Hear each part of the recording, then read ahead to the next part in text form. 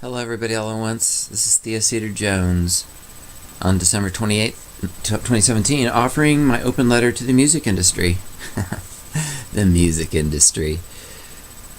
It's with delight and almost fiendish glee that every day I wait for the multiple feeds from QAnon, from my trusted sources about the latest music industry executive or member of the Democratic Party from the state of California to resign or in one form, shape, or another be outed for their evil depredations against the public. And I'm happy. I guess I have a kind of schadenfreude to see the music industry go down, because you haven't seen anybody who's been more on the butt end, that is to say, blacklisted. I've been blacklisted by the music industry. I don't know how else to put it, except certainly they don't care. And everybody who's ever noticed me, who ever had a position to make an influence on my career in the music industry, never gave me a leg up. So everybody who could have helped to get to the next level never ushered me or gave me an opportunity to get to that next level. So I've been at the bottom level of the music industry, at the club level, and here I am asking the universe to send me an agent to represent Swaybone, help me get gigs for Swaybone, and get me solo acoustic gigs for Theodore Jones. And I'm a special needs artist. I'm looking for an agent who can understand my critique of the Illuminati and that I have God-positive lyrics. And this is, at least theoretically, a possible reason why an artist such as myself, who certainly has been recognized by the musicians for the last 31 years since I started rehearsing with my band, I've attracted the top caliber of musicians in the Bay Area, and the 6 albums that I've released bear testament to the sheer quality of musicianship. And so it's not that I'm so lame that my music's not worthwhile, that even musicians don't care about it. Musicians care about my music.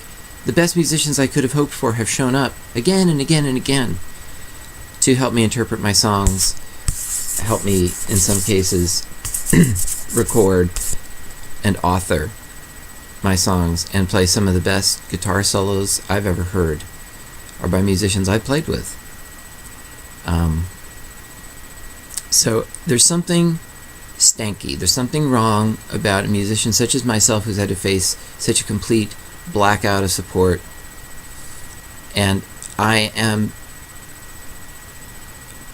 in a sense, exhausted financially.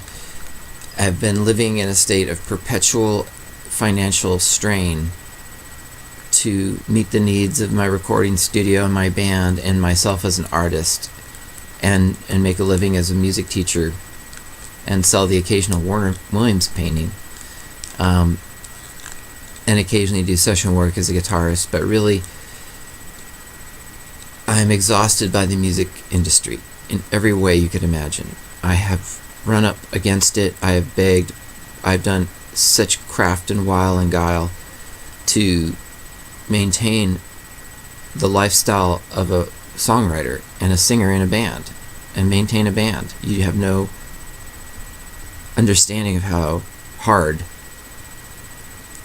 how thankless, how brutally unsupported this project has been for me. And I'm not here to complain. I'm just going to report, and as best I can, as balanced as the way I can. I'm not very, if there's anything I'm not balanced about, in some sense, it's rock and roll.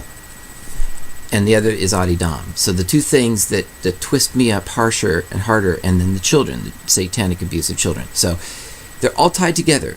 I'm not going to get into Adi Dam right now, but I am going to get into the children because it relates to the Illuminati control of the music industry and why it's so bad.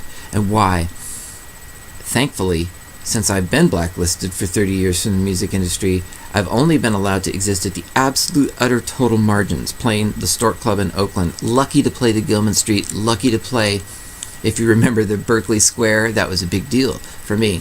and it would still be today, I'm begging to get gigs at the same level clubs I've played in for the last 30 years.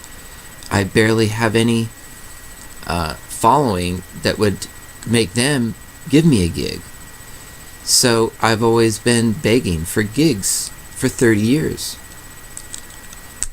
Now, my music and songwriting and singing are worthy of better treatment than that. And I despair at the generations of new artists and musicians that have to come up in this environment that is uniquely and specifically hostile to rock music, rock musicians, rock bands, and rock and roll. And I know you think, oh, but rock stars are the best thing in the world and everybody thinks the best of them. Only the 1%. I'm talking about the rest, the 99% of rock and rollers who don't make it to the highest echelon where they have to sell out to the Illuminati or die or they have to sell out or die, okay? And that's the rule. And the best ones did die. John Lennon died in 1980, and that was the last time truth existed in rock and roll. And then the torch was passed first to the Police and then to U2. And U2 took the baton of the so-called truth bearers of rock and roll, and they led us down the road towards utter mercantile Satanism in its most raw form. It's evil, evil to the core.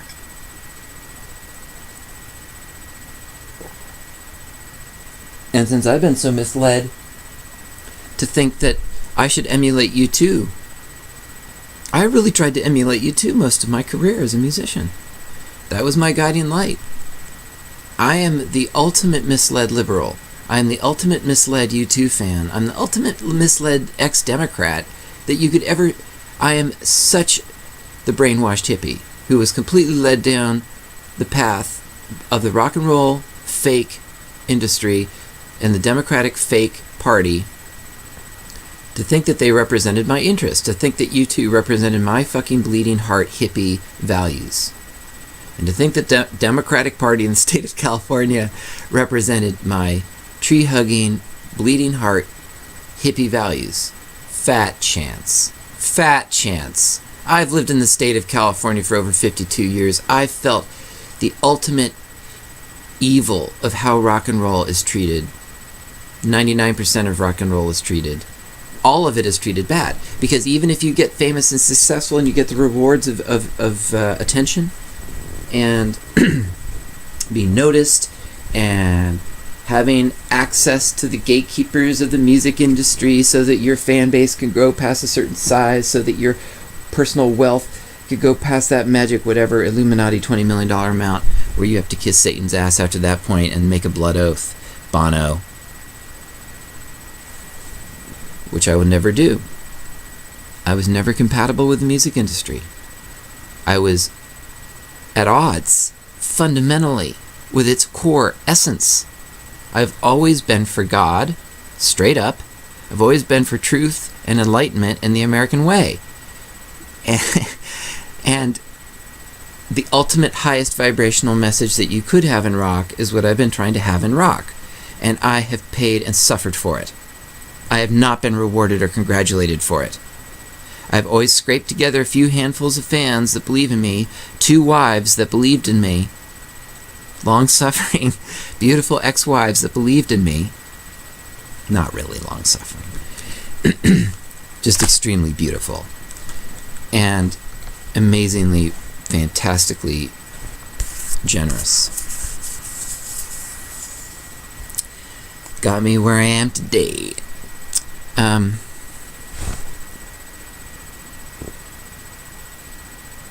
I'm crawling and scraping my way constantly out of an endless pit of toxic music industry hell that will never, ever match my message.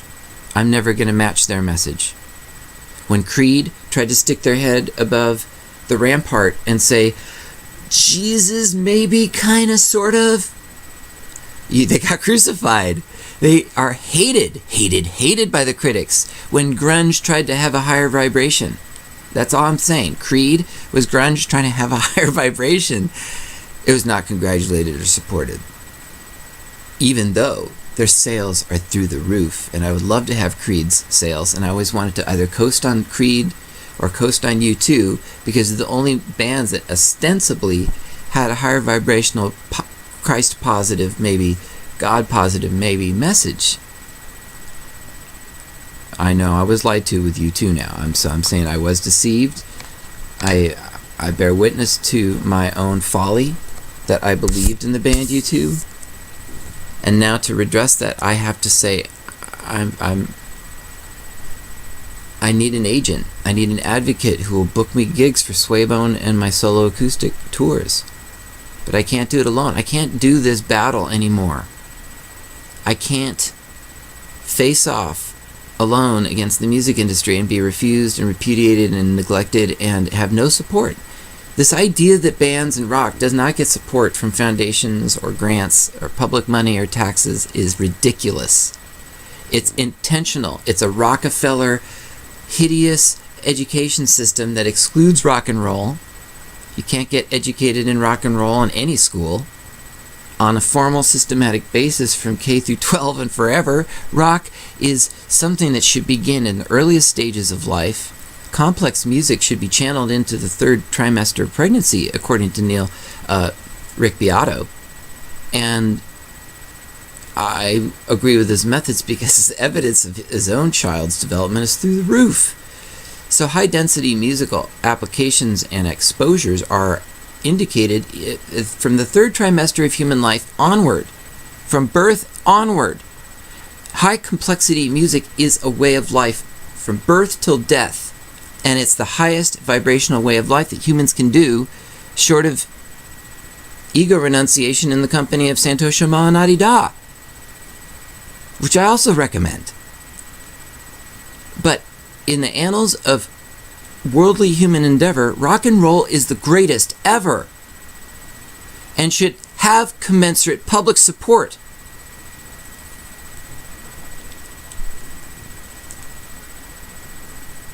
I'm sick of it. I need money. I need money for rock and roll.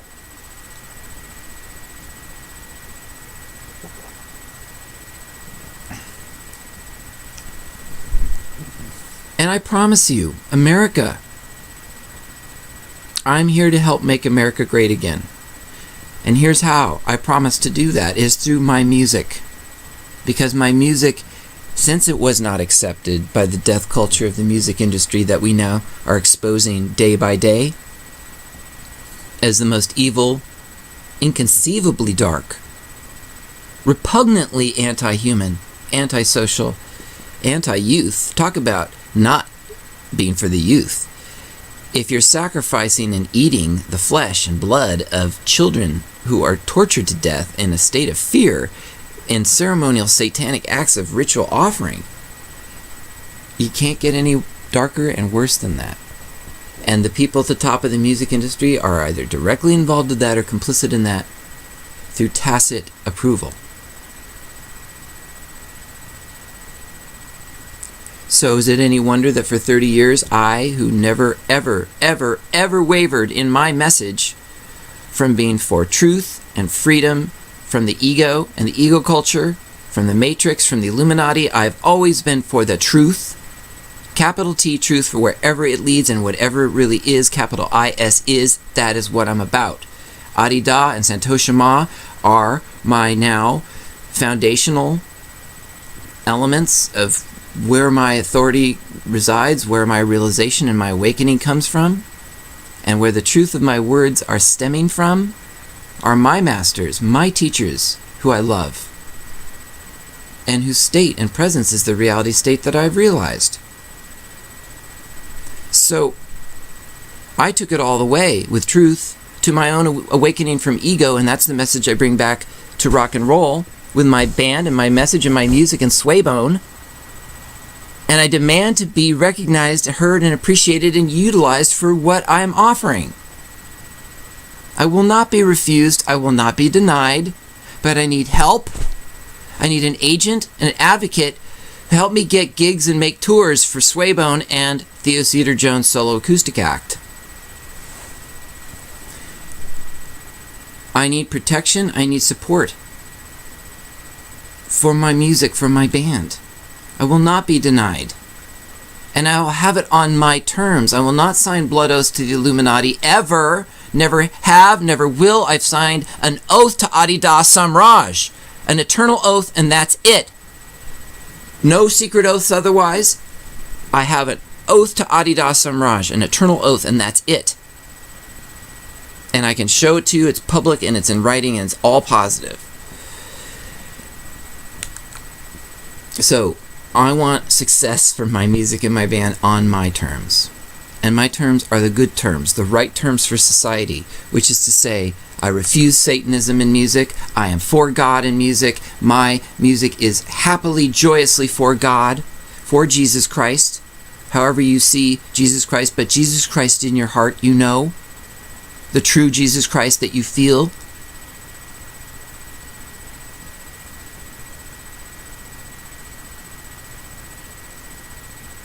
So I'm here to personally be one of those people who, on an energetic, metaphoric level, as an artistic actor, am taking the dagger of intention and plunging it into the heart of the Illuminati forever. And the music industry could go down in the pile of shit that it really is. And I will rise from that shit with my golden songs of truth and God and Adi-Da and Swaybone.